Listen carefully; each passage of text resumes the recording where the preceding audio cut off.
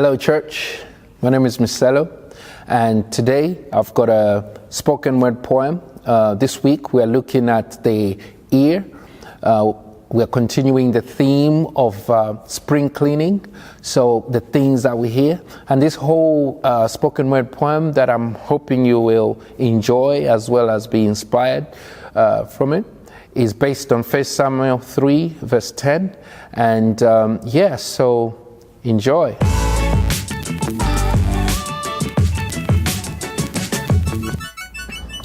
Utterly surrounded. We are utterly surrounded. We are utterly surrounded by an ocean of spoken word. You see, we hear them even in the most silent of places. We hear them from rooftops, and we hear them from the lowly man on the street. And they come back with the force as the day they were first spoken. You see, they stretch out even from the distant past and they hit our ears. You see, our ear, the ear we see, is like a filter. It protects us from our inner ear. The inner ear is the last point of defense. So the ear is in the middle of the heart. H-ear-T, the heart. Therefore, the reason we are with hope is because of the words that we've heard in our inner ears, and the reason we are without hope is because of the words that we've heard in our inner ears. Therefore, for our hearts, the power of life and death is in the words we hear. How can I diligently guard my heart when I have no control of the words that have been spoken over me? Familiar sounds of harmful words are constantly rehearsed by my mind and recycled, then played back to my heart. And the heart hears them again and again, restoring the pain, restoring the hurt again and again. Woe is me. I'm a man of unclean lips, and I'm amongst a sea of unclean men. We are ensnared by the words that we hear, and what hope is there for us when our own minds are generators of destructive and harmful words? And they speak these words to our inner ears, words of doubt, words of fear, words of unbelief. Like a disease that eats us from within, words speak.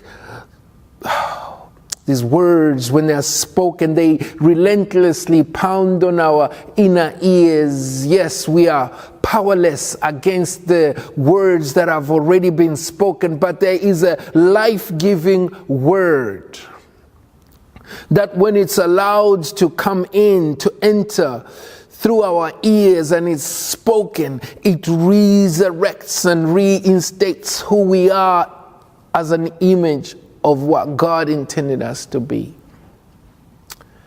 You see, that word, when it's allowed to enter, it brings healing for our soul.